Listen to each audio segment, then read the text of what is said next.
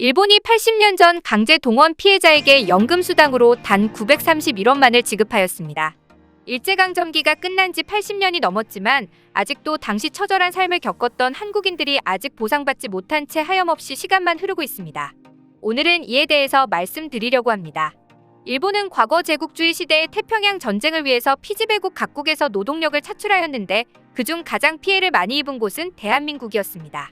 일본은 한국인들을 총알바지 역할의 군인 및 여성을 종군 위안부로 동원한 것뿐만이 아니라 노동력 수탈을 위한 근로 정신대도 창설하였으며 단순히 성인들뿐만이 아닌 어린아이들까지 수탈하였습니다. 전쟁 후반기 때 기름이 부족하여지자 아이들을 산에 올려보내 솔방울을 줍게 하여 관솔기름을 뽑았고 일반 가정의 속까지 공출하여 밥을 먹지 못하게 할 정도였습니다.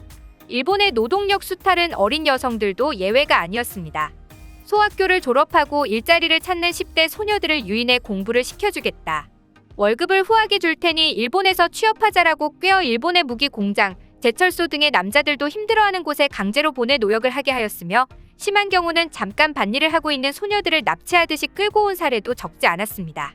결국 일본의 무기를 생산하는 공장에서 강제로 일하게 된 소녀들은 최악의 노동 환경에 내몰렸고 그 와중에서 의식주조차 챙기지 못하는 궁핍한 생활과 임금조차 제대로 받지 못하였습니다.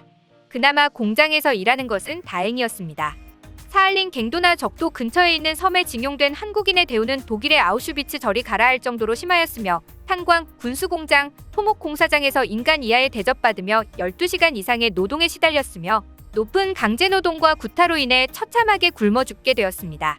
그리고 반항자나 굶어 죽거나 산업재해로 죽은 사람이 생겼을 경우 갱도 구석에 몰아다가 불태워 죽이기도 하였으며 패망 직전에는 보안 유지를 이유로 학살하고 바다에 던져 버리기도 하였습니다. 이렇게 최악의 환경에서 일하였지만 이분들에 대한 보상은 지극히 처참하기 그지없습니다. 일본의 각 기업은 일본 제국 시대의 군수물자를 만들면서 강제로 근로하였던 한국인들에게 갖가지 명목으로 월급을 주지 않았고 그중 하나가 후생보험, 지금으로 따지면 국민연금이었습니다. 이번에 99엔을 받은 정신영 할머니는 1944년 나주 공립초등학교를 졸업하여 그해 5월에 일본 나고야에 있는 미쓰비시 중공업 나고야 항공기 제작소로 끌려가 18개월 동안 강제로 근로하였습니다. 당시 할머니의 나이는 만 14세였습니다. 근무 환경은 최악이었으며 날마다 폭격이 발생하고 지진이 발생하여 수십 명이 죽었다고 이야기하였습니다. 할머니가 받아야 하던 급여는 수많은 이상한 사유로 공제되었으며 한국으로 귀국할 때 받은 것은 동전 몇 개뿐이라고 합니다. 그 공제된 명세 중에 하나가 바로 후생연금입니다. 일본 제국주의 시대의 후생연금은 근로자의 급여에서 약 11%가 일률적으로 공제되었으며 그 공제된 금액은 지급되지 않고 일본의 전쟁 자금으로 쓰였습니다. 일종의 강제적인 세금이었던 셈입니다. 한국인에게 지급되지 않은 금액은 현재 물가로 약 10조 원가량으로 추정됩니다. 이렇게 강제 동원된 작업장은 광산 228개, 공장 132개, 운송 41개, 회사 9개 등이며 주요 계열별로는 미쓰비시 계열이 36개로 가장 많았고 미쓰이 계열 16개 순으로 나타났습니다. 이에 대한 근로 청구를 받기 위해서 수년 전부터 소송을 진행하였지만 할머니가 직접 강제 동원 사실을 스스로 입증해야만 했습니다. 일본 정부의 기록을 요구하였지만 정부는 전쟁재해로 인해 명부를 분실하여 자료가 없다고 발뺌하였습니다. 하지만 소송을 지원하던 시민단체는 과거 일본 후생노동성 자료에서 수기로 적어놓았던 가입 기록을 간신히 찾아내었습니다. 할머니의 연금 번호를 제시하였고 이를 집요하게 추궁하자 일본 정부는 어쩔 수 없이 가입 사실을 인정하였지만 실입금 금액은 단돈 99엔이었습니다.